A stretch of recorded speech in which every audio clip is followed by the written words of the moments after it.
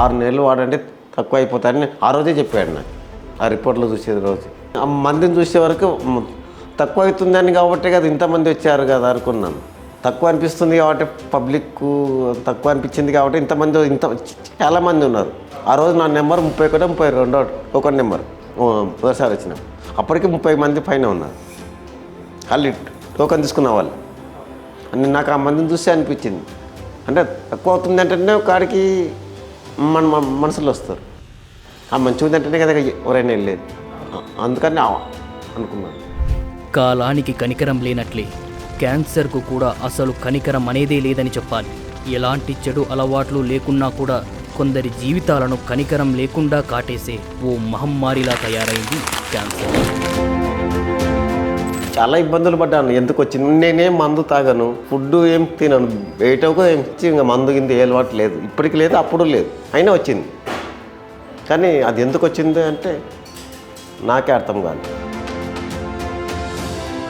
ఇలా ఏ చెడు అలవాట్లు లేకపోయినప్పటికీ క్యాన్సర్ బారిన పడ్డ కేశవులు ఎలా పోరాడి గెలిచాడో తెలియాలంటే ఈ కథ మీరు వినాలి.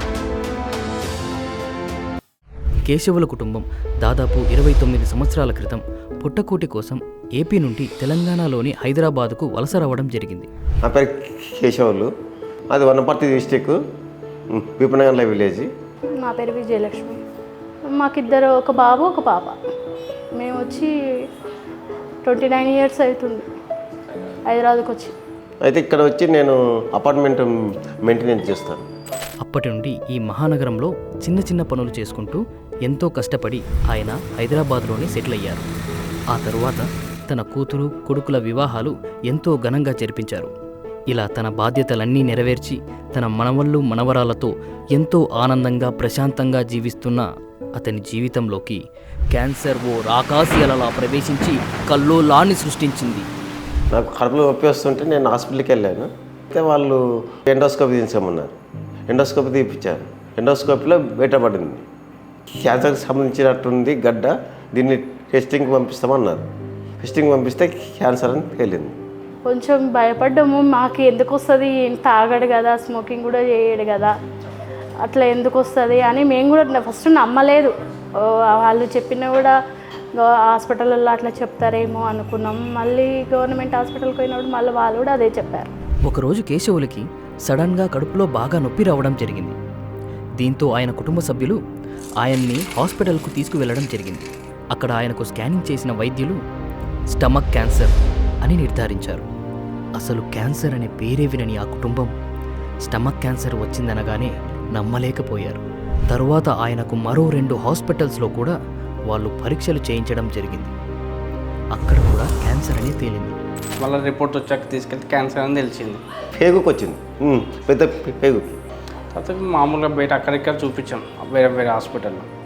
ఇక తర్వాత అందరూ ఉండి ఇంకా హాస్పిటల్కి వెళ్దామని చెప్పారనమాట.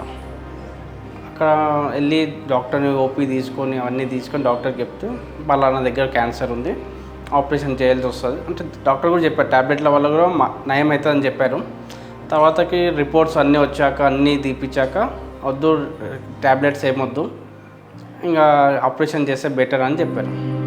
ఇక సర్జరీ చేయడానికి లక్షలు ఖర్చు అవుతాయి అని డాక్టర్ చెప్పడంతో ఆ కుటుంబం ఎంతగానో కృంగిపోయింది. అంటే మనిషిలో తేడా ఏం లేదు కానీ వీక్ అయిపోయినాడు మనిషి. తేడా కనపడలేదు కానీ వీక్ అవుతున్నాడు. ఫుడ్ తినలే, ఫుడ్ కరెక్ట్ టైం తీసుకోలే. అయితే హాస్పిటల్కి రాసిండు, వాళ్ళతోనో లేదు ఎండోస్కోపీ. హాస్పిటల్లో తీయించినాము. అక్కడ చెప్పారు, అక్కడ చేయించుకోమన్నారు ఆపరేషన్, కానీ 15 లక్షలు అడిగారు ఓన్లీ ఆపరేషన్కి. మేమంత డబ్బు పెట్టుకోలేమని మళ్ళీ అక్కడ ఆపేసి వేరే హాస్పిటల్ కూడా వెళ్ళాము, చూసాం. అక్కడ కూడా సేమ్ అని చెప్పారు, అమౌంట్ కొంచెం అటు ఇటు. ఆ సమయంలోనే తెలిసిన వాళ్ళు ఓ ప్రముఖ క్యాన్సర్ హాస్పిటల్లో సర్జరీ ఫ్రీగా చేస్తారని చెప్పడంతో ఆయన కొడుకు ఆయనను వెంటనే ఆ క్యాన్సర్ హాస్పిటల్లో చేర్పించి స్టమక్ క్యాన్సర్కు సర్జరీ చేయించారు. తర్వాతకి ఎంఎన్జేకి చాలామంది చెప్పారు, ఎంఎన్జేకి వెళ్ళాలి ఫ్రీ జరుగుతుంది అలా. తర్వాతకి అడ్మిట్ అయ్యి ఒక 1 మంత్ స్కానింగ్ ఇవన్నీ తీపిచ్చాక ఆపరేషన్ చేశారు. పేగు మొత్తం తీసేశారు. నా కడుపులో పెద్ద పేగు 50% తీసేశారు. ఇవి మళ్ళీ పేగు చేంజ్ చేసి జస్ట్ లైక్లో అన్నం తినాలి. 3 పూటలు తినే అన్నాన్ని 6 పూటలు తినాలి. వాళ్ళు చెప్పడం అదే తీసేసిందే మనకు అది పోయి చూపించారు. అయినప్పటికీ ఆయనకు క్యాన్సర్ తగ్గలేదు. అటువంటి దిక్కుతోచని సమయంలో తెలిసిన వారు పునర్జన్ ఆయుర్వేద హాస్పిటల్ గురించి చెప్పడం జరిగింది. దీంతో ఈ ఎడారిలో ఓయాసిస్లా వారికి పునర్జన్ కనిపించినట్లయింది. పునర్జన్ వాళ్ళది అదే వాట్సాప్లో ఇంట్లో చూసి యూట్యూబ్లో ఇన్స్టాగ్రామ్లో చూసి చెప్తే నేను అక్కడికి అప్రోచ్ అయ్యాను. 1 మంత్ వాడినాక మంచిగా బాగా మంచిగా అయినాడు ఆయన. కొన్ని వీడియోలు చూసాము, మంచిగా అనిపించింది. చూద్దాం, ఆయుర్వేదం కదా, ఎందుకైనా ఎప్పటి నుంచో ఉంది కదా ఆయుర్వేదము, మంచిగా అవుతుంది కదా అని మేము అనుకున్నాం. కానీ మంచిగా అయింది. ఆయుర్వేద వాళ్ళకి చాలా థ్యాంక్స్ చెప్పుకోవచ్చు. అప్పుడు కుటుంబ సభ్యులు కేశవులను పునర్జన్కు తీసుకురావడం, అలాగే పునర్జన్ను ఆశ్రయించిన 6 నెలల్లోనే ఆయన ఆరోగ్యంలో పాజిటివ్ మార్పులు రావడం చూసి ఎంతో ఆశ్చర్యపోయారు. 6 months వాడినాం. ఇంకా తర్వాతకి ఇది పెట్ స్కాన్ తీసుకురా తర్వాతకి తీసుకొచ్చాక చెప్పాడు డాక్టర్ వల్ల ఏం లేదు క్యాన్సర్. 6 నెలలు కంపల్సరీ వాడినాము. వాడిన తర్వాత ఈ మొన్న తీసినాము. ఏం మందులు కూడా అవసరం లేదన్నా కానీ మేమే ఇంకా 3 నెలలు వాడదామని తెచ్చుకున్నాం. మనిషి కూడా మంచిగా అయినాడు.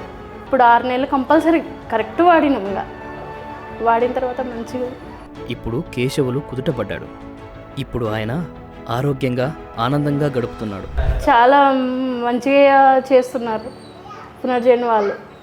వాళ్ళకి క్యాన్సర్ ఉన్న వాళ్ళకి ఇంతవరకు లేదనుకుంటా ట్రీట్మెంట్ అటువంటిది. మాకైతే మంచిగా అనిపించింది. పునర్జన్ వాళ్ళకైతే చాలా థ్యాంక్స్ చెప్తున్నా నేను. మేము చాలా హ్యాపీగా ఉన్నాం. ఇది ఓ కుటుంబంలో క్యాన్సర్ సృష్టించిన కల్లోలాన్ని పునర్జన్ అణచివేసిన కథ. భయంకరమైన స్టమక్ క్యాన్సర్ను ధైర్యంగా ఎదిరించిన ఓ కేశవుడి విజయ గాథ.